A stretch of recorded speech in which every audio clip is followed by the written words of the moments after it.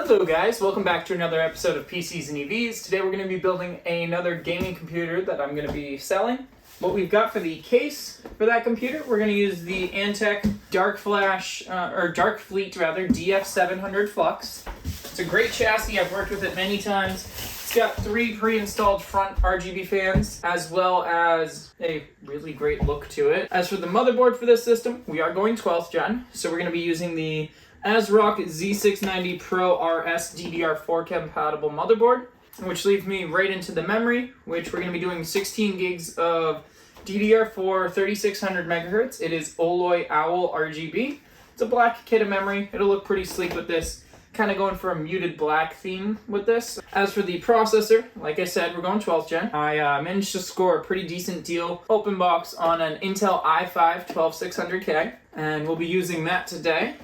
As for storage for this build, we're going to be using a Samsung 970 EVO Plus 1 terabyte, which will give you plenty of storage for all your games and stuff, any additional files, programs, anything you really need, as well as the operating system.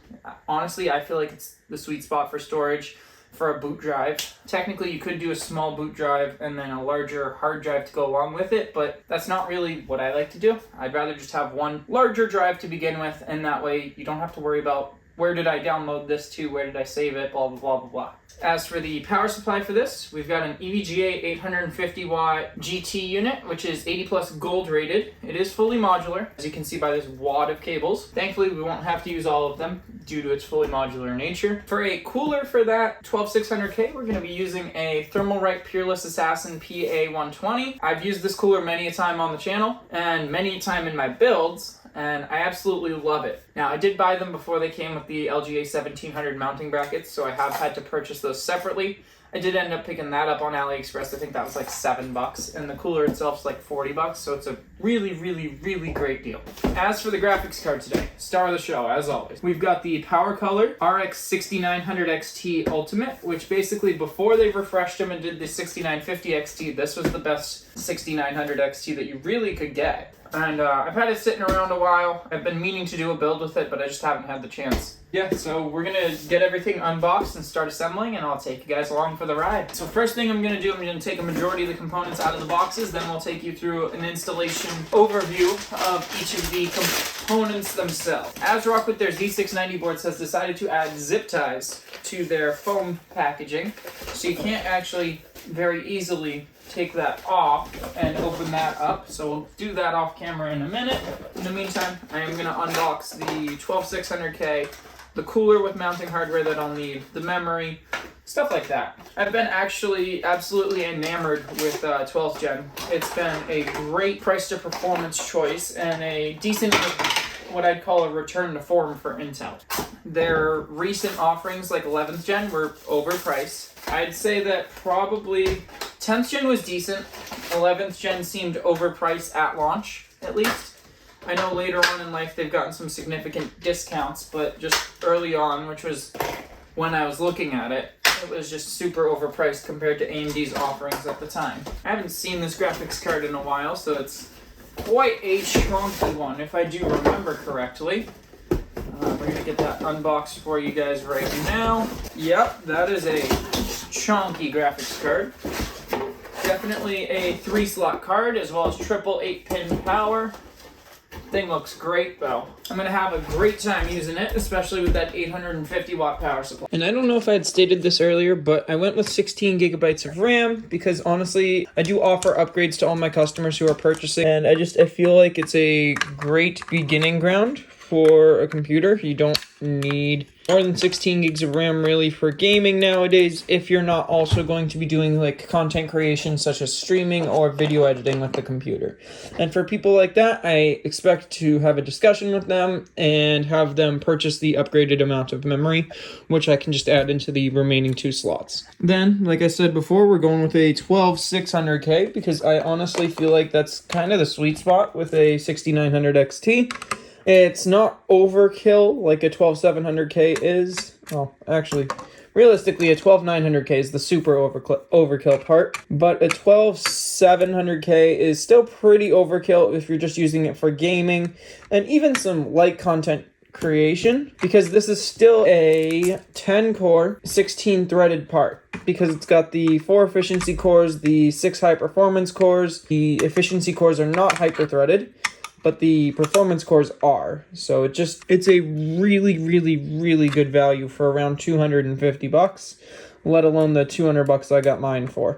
All right, guys, just working on getting the fans up so I can install them on this cooler. As per usual, guys, we're going to be putting on a Thermalright Peerless Assassin PA120. It's a great 6-heat pipe, dual tower, dual fan design. Second fan's right here.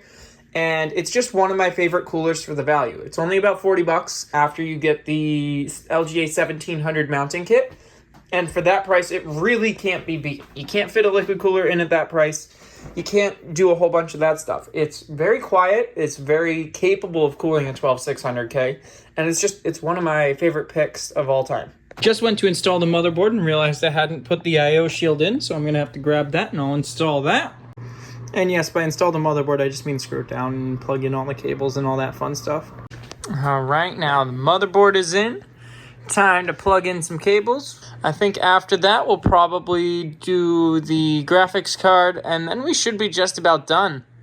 I almost forgot, we do still have the power supply that we've got to plug in all the modular cables into, so we'll be working on that as well before we put it into the case and do all of our power supply cabling and all that. All right, we've got our USB 3 cable. Got to just plug it into this USB 3 header right here. Come on. There we go, that's done.